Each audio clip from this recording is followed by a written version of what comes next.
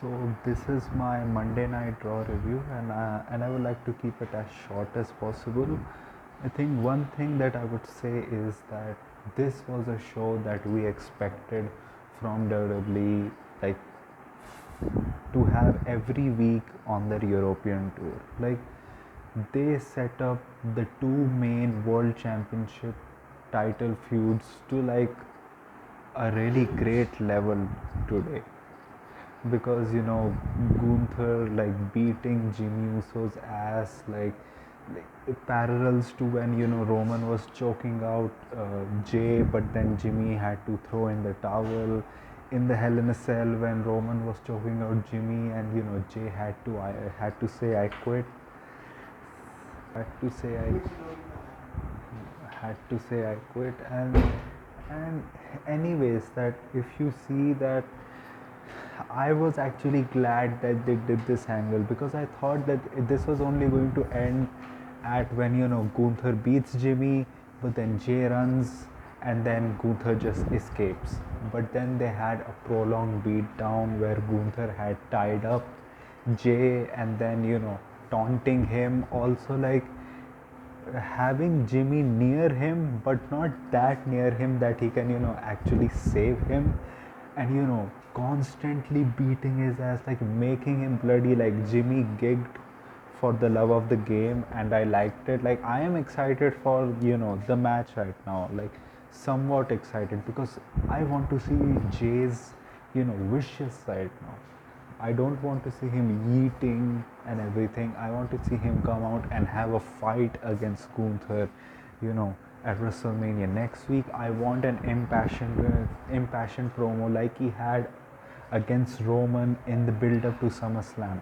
Even more, harder than that. Like the end sequence was so insane. Like when Jay was like holding Jimmy by his hand, but then Gunther just fucking kicks Jay and then puts him in a sleeper hold, and just screaming at Jay, like rubbing his blood all over his body, also tasting his blood, but then spitting it out immediately, which was funny to me. So this is building up.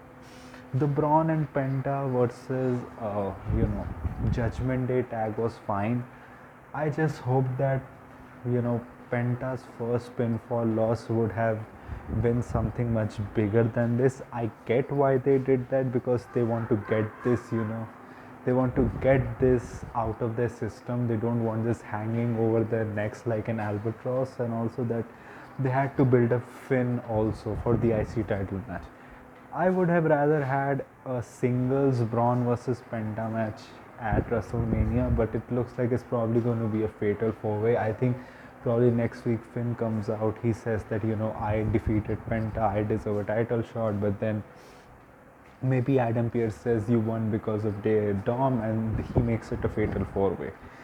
Anyways, one thing is, this fatal four-way can actually be an easy way for Braun to retain his title, but it can also be an easy way for someone like Dominic Mysterio or someone like a Finn Balor getting that title. In a way, it will make much more sense if like Dom wins the title, because the story has been that over months that Finn has been losing every chance that he has been getting, while Dom has helped Liv and Raquel win the tag titles. He has gotten Finn many of his chances.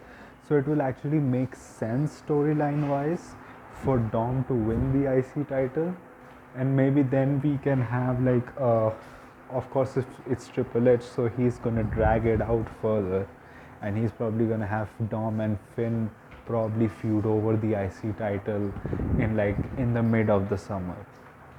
And I think this is probably going to lead to like a Finn Balor face turn, because if they want to revive Finn Balor, that's the only way they can. It's just that I don't want the smiling Balor Club Finn Balor. I want the NXT 2020 2021 Finn Balor. It's just that you can have him as a face. Penta, in a way they can have Penta win also, but I don't think that will make it. Can make sense that maybe because of the squabbling between Dom and Finn, like Penta gets away with the win, and Braun is fucking angry because he wasn't able to beat. So everyone winning in this match kind of makes sense apart from like Finn winning it. Of course, they can have like a new story arc added to it, but everyone like kind of like makes sense winning it apart from Finn. You also had El Grande Americano is going to come next week in Chicago to have a match. You had Maxine and Otis and the Alpha Academy show up, and Chad Gable insulted them, and then she talked about Adam. She talked to Adam Pearce about her and Natalia and about her career, about going for the tag titles. Is this that look? Is that Liv is gonna have two matches at Mania? Like, because they have been building this up. They have not been building this up on TV, but they have been building this up on YouTube, that Liv and Raquel and their thing with Natalia and Maxine.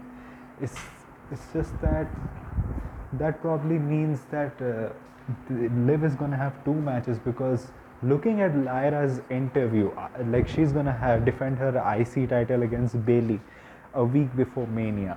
What I see is probably happening is Liv is gonna interfere, and probably that turns this into like a triple threat at Mania for the IC title, with probably Liv winning it by pinning Bailey. And then you can have Bailey turn heel on Lyra after Mania, and then you can have like a Bailey and Lyra feud also. Then you can have Liv have two belts around her. She kind of deserves it. It just feels that I thought the direction was they didn't really treat Alexa Bliss as like a big star after she has come back. Like, she qualified for the chamber, she was in the chamber, but it didn't feel like she was really like presented as a star. She was eliminated by, I think, Alexa in the Rumble as well. She was eliminated by Liv eliminated Alexa in the Rumble. Liv eliminated Alexa in the chamber. It felt like it was leading to Liv and Nikki versus, what am I saying? Liv and Raquel versus Nikki and Alexa at Mania. Looks like the plans just fell, and they don't really have a plan for the women's tag team titles at Mania. So I don't know what is gonna happen with that. Let's see what happens. And also rest that New Day won against a returning Tyler Bate and Pete Dunne. I'm glad that they did this return on this show. Tyler Bate got a huge pop. He's looking very good. He's back to his Tyler Bate who won the UK Championship look, not his fucking long hair, long beard look. And Pete Dunne has automatically turned face now. The tag team division needed this. Of course the New Day won, but Tyler Bate got a lot to show off in this match, I think. And he did show off in this match. In the end, New Day won. War Raiders came out. It's just that they came out to abject silence. The thing that you need to do with them to get them over with the crowd is just have them defend the titles regularly on television, and have them do the war symbol that they do and the chant more during their entrances and in their matches. It's just that you don't need to do anything else. I don't know why they have stopped doing that much. They have not defended their titles since they defended it against the Creeds. So this probably means that New Day is going to face the War Raiders at WrestleMania for the tag team championships, and I hope the New Day wins. They are like generic heels now because the Biggie stuff didn't happen. WWE also fumbled a little bit, but at least maybe they'll regain some of it, at least 10% of it, when they win the tag titles again. And like their titles can be taken off by New Catch Republic, or by maybe whenever Fraxium comes to the main roster, or maybe if the Motor City Machine Guns get drafted to Raw. I can see that happening. So I think Fact Sim will make much more sense, like them, like winning the tag titles of an established tag team like New Day. But moving on, you also had the women's championship stuff. I kind of slept throughout the match because the show was happening here in the morning. But what I heard from it, it was a good match. I think the finish was a little bit wonky. I think it would have made much more sense story wise if, because of the squabbles that were happening, because of Bianca and all, Io would have just beaten Rhea again. I get why they didn't have Io beat Rhea again, because Rhea getting beaten like 2 times, they want to protect her. But I think for the purpose of the story, it would have made much more sense that Io got the better of Rhea again. Bianca unfortunately is getting booed a lot. In a way, in this you can say she kind of deserves it, because she was the ref and she caused a double disqualification. But before those weeks, like, she was not really doing anything wrong. Like, she won the chamber. Like, what did she do wrong? Like, it's not her fault. She didn't come out to like cheer. Like, it's Rhea who's kind of like the whiny, like the whiny bitch. But but I am excited for the triple threat at Mania. I hope Io retains her title, because storyline wise, it makes sense for Io to retain the title. It makes much more sense for Bianca from here to like taper off to a Naomi feud, and probably Rhea going back to the drawing board to kind of like regain the old Rhea back, who is not so riddled by her insecurities, who is not so losing her shit every time. It kind of makes sense for Io to win at Mania. I hope that happens. Apart from that, we may have had some stuff apart from it. I don't know if I care about it that much. You had the Cody versus Cena segment, which was the main thing which happened. And I really liked this segment. You can say overall, Cena had the much more, lines which punched a little bit more, which zinged a little bit more, but it was still like a 60-40 back and forth segment. At the end of the segment, it didn't feel like Cody got buried by Cena. It felt like Cody went against Cena and he actually hit Cena where it hurts him the most. Like, what Cena said, if you look at it, were kind of like insults which don't really hit Cody that much. Like, he has heard those insults before also, just in a not in that good of a way. Like, he has heard that from Kevin Owens, like him dressing in a suit, like him kind of like just being like a baby face, a typical baby face. Cena bringing up a lot of things that he doesn't bury talent. He is talent, he buries mediocrity.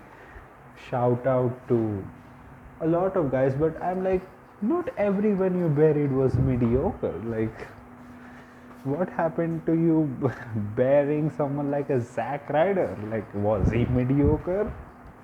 He could have been like I don't know, not, but you had 2 world titles then. Maybe he could have been a world heavyweight champion. So, like, you buried the Nexus. Maybe the Nexus, if you like divide it into wrestlers, there are like what, 3 good wrestlers there. But as a group, it could have changed WWE. It could have.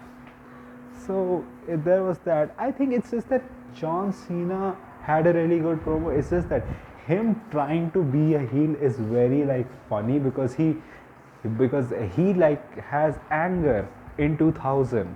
Like, his delivery is in 2000. It feels like he's trying a lot, but I still like it.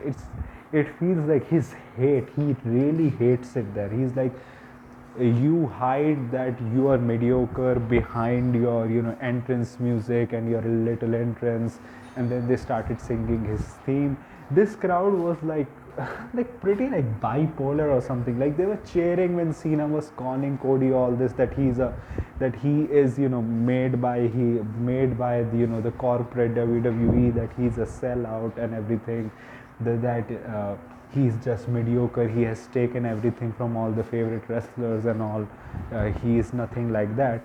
And then, just a second after that, when Cody retorted back and he said that, like, shut up, the guy who has been created by a company is you, John. You were created by a person who doesn't, go here anymore. You can say it's kind of like what Roman did with Theory, but it makes sense because this feud makes sense because Cena was the corporate sellout. Like, he was made by a company. Cena's line about, that I make empires of billionaires, you just, cash in checks of their sons was a really good line. Cody also saying that don't act like, you did everyone a favor by doing what you did.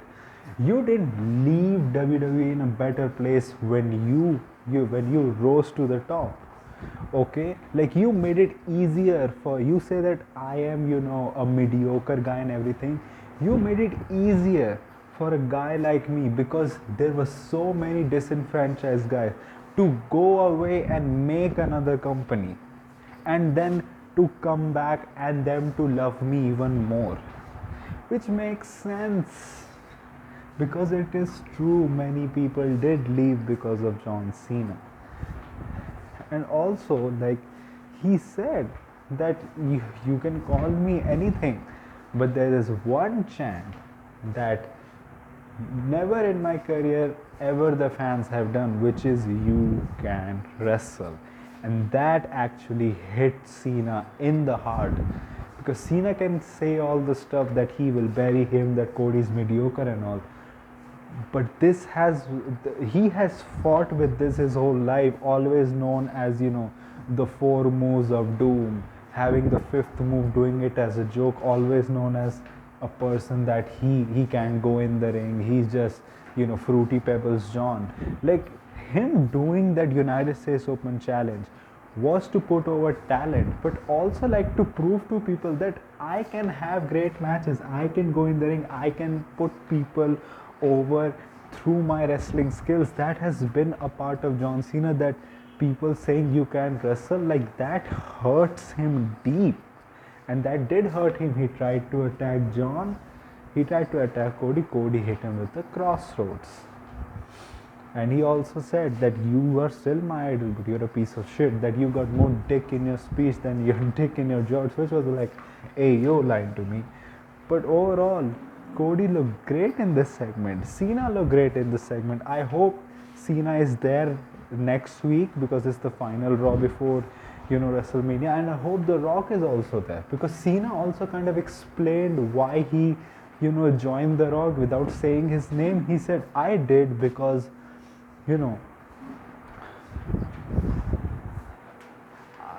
because I can stand that people are cheering mediocrity, that you are not the next John Cena, that I have put in my 100%, you're not as hard as me, you're not putting your 100%, you're not as original as me. Like, this is the reason he turned, because he wants to end this WWE, he wants to end the WWE, he wants to end this relationship with his fans who accept someone as mediocre as Cody to be their WWE champion. I liked how Cody really put it all back in storyline also, that, and I'm not the one who sold his soul to The Rock. And it also showed, in between lines, Cena also saying that you are just like them, and everything. They really turned it back to the storyline also. It showed that Cena is kind of jealous of Cody Rhodes because he sees him as a lesser version of himself. He thinks that he's not putting in his 100%, and he's his version of a baby face, but just a lesser version to him, and he's getting cheered. He's the one selling out arenas, and he's the one getting cheered by people as champion, which he couldn't do in his time. That is the crutch of this feud. It's ego, it's jealousy, it's hate. And that was my Raw review. So what did you think about this episode of Raw? What did you think about my review? Give your feedback in the comment section. If you like this type of content, like this video, share and subscribe. If you don't, then share it with those who do. My social media accounts, which are my X/Twitter account and my Instagram account, links are in the description, so go follow me on that. My UPI ID link, which is shabboy@okicici, is in the description also, so go donate any amount of money which can help me make YouTube a permanent career option. So that was it for me for right now. So thank you, goodbye, alvida.